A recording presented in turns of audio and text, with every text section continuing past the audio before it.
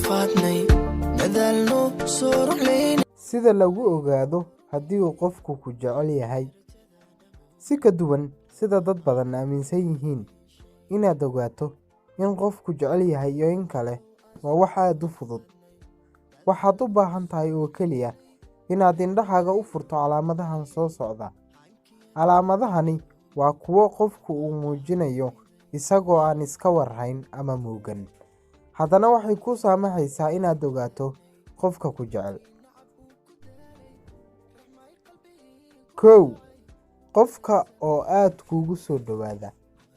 Marka aad jeceshahay ama aad xiisaynayso, waxaad badanaa jeclaysataa inaad ku dhowaato qofka marka la barbar dhigo inta aad u jirsato ama aad u dhowaato dadka kale. Sidoo kale, waxaad ogaan doontaa in qofka ku xiiseeya uu istaago masaafo aad kuugu dhow marka loo barbar dhigo dadka kale. 2. Qofka oo faraxsanaada marka aad la joogto.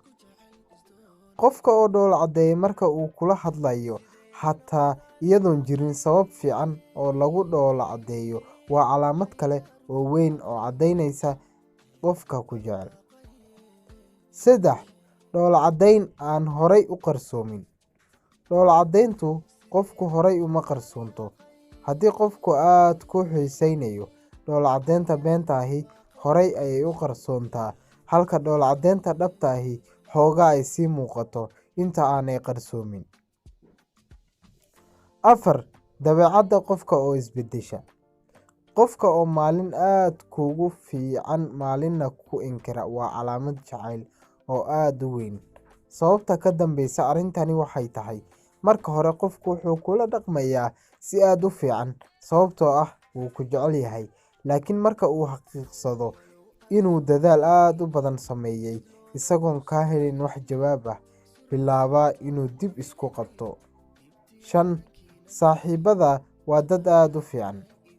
Qofka oo bilaaba inuu aad u daneeyo saaxiibada, aadna ugu fiicnaada ama u soo dhoweeya, waa calaamad kale oo aad u xooggan, gaar ahaan haddii qofku aanu xiisayn jirin markiisii hore. 6. Qofka oo markasta kaa sheekeeya.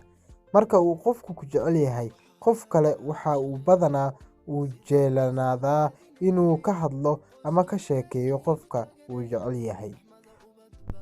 7. Qof oo markasta jecel inuu ku arko. Qofka oo markasta jeclaada inuu ku arko, isla mar ahaantaana aan ka maarmin aragtidaada, waa calaamad ku muujinaysa inuu qofku ku jecel yahay.